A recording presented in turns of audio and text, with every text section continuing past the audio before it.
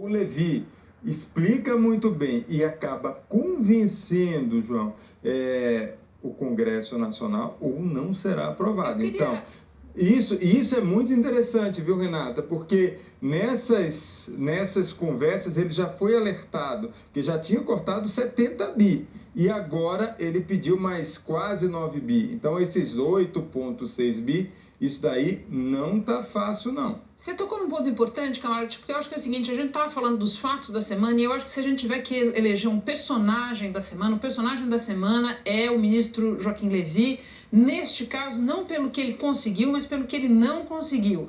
O Camarote estava listando aí coisas que o Levy vinha pedindo para o Congresso de uma maneira muito explícita, porque ele é o ministro da Fazenda que foi colocado para fazer ele mesmo uma negociação direta com o Congresso, e nos últimos tempos o encanto inicial já vinha se quebrando, ele vinha ouvindo uma série de nãos do Congresso. Tudo indica, como dizendo o Camarote, que vai ser complicado também obter esse novo corte de despesas no orçamento que está sendo pedido. Agora, eu acho mais importante, o João falava de crise de confiança e de como a política e a economia estão se autocontaminando. Eu acho que é interessante a gente ver o seguinte, crise de confiança é desde sempre um problema desse segundo governo Dilma, mas até aqui o ministro Levy era praticamente preservado disso, ele era uma espécie de uma ilha dentro da crise de confiança. Agora eu acho que a crise de confiança atinge também o ministro Joaquim Levy, João. Olha, Renata, e tem um aspecto aí, o seguinte, que a situação da arrecadação ela é desesperadora, não só porque a economia está em recessão, mas como lá no primeiro mandato da presidente Dilma, o ministro Guido Mantega fez vários refinanciamentos para pagamento de impostos, o que está acontecendo nesse momento? As empresas que estão com dificuldade de caixa, estão vendendo menos, produzindo menos, decidiram não pagar imposto, ou seja, eles estão, de certa forma, inadimplentes. Por quê? O governo daqui a pouco vai ter que fazer mais uma concessão e fazer um novo programa de pagamento de imposto. Isso está sendo desesperador para a Receita Federal, ou seja, tem dois fenômenos, confiando no governo realmente criar uma facilidade e a própria recessão que não gera imposto. Ô João, só para aproveitar o gancho, Camarote, só para aproveitar o gancho, a gente estava falando de confiança, um aspecto importantíssimo da confiança tem a ver com o consumidor, com o consumo, com a geração de empregos. E o mercado de trabalho, Renata, a gente sabe, é um dos mais resistentes à crise, principalmente no Brasil, porque é difícil contratar, é difícil demitir. Ele foi, inclusive, do ponto de vista político, um esteio de aprovação desse governo. Exatamente. E a taxa de desemprego, que foi divulgada essa semana também, chegou a 6,9% naquela pesquisa mensal de emprego. É bom lembrar que em dezembro estava em 4,3%. E detalhe, o comércio, que não estava demitindo, agora está demitindo, se junta à indústria e à construção. De junho de um ano para junho do outro, demitiu 95 mil pessoas, é muita gente. Agora, João, Camarote, vocês não fazem ideia do aniversário de um ano que o Doni estava lembrando aqui, um pouco antes da gente começar a conversar. Verdade. O que é mesmo?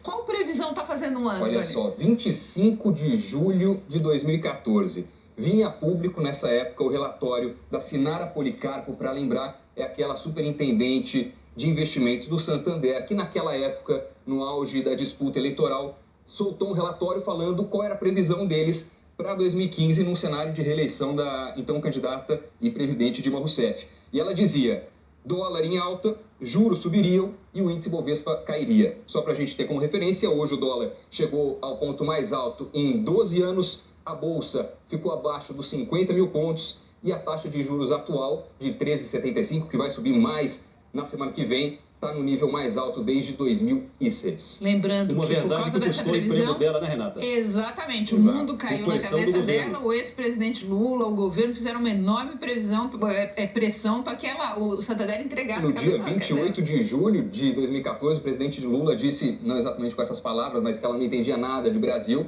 e acabou com ela na rua. Efetivamente, as previsões se concretizaram pelo cenário que a gente vê na economia atualmente. Renata, Agora, Doni, Camarote, vocês falaram... vamos puxar para política de novo. Vocês falaram do personagem da semana e eu estou muito preocupado porque, veja bem, Levy, você lembra bem, ele chegou lá no Congresso Nacional, todo mundo parava para ouvir o Levy, ele tinha uma áurea ali, uma respeitabilidade e a presença dele acabou, ele perdeu muito do capital político dele nesses últimos meses. As pessoas não param mais para ouvir o Levy, então ele que precisava, ele acabou se desgastando, ele foi para o corpo a corpo e não se preservou muito. Então, isso é algo para a gente ficar preocupado nesse segundo semestre, quando o ambiente político já vai ficar bem mais deteriorado, Renata? Com você, Renata. Agora, Camarote, só lembrando que, como diz a velha expressão, a luta continua, né?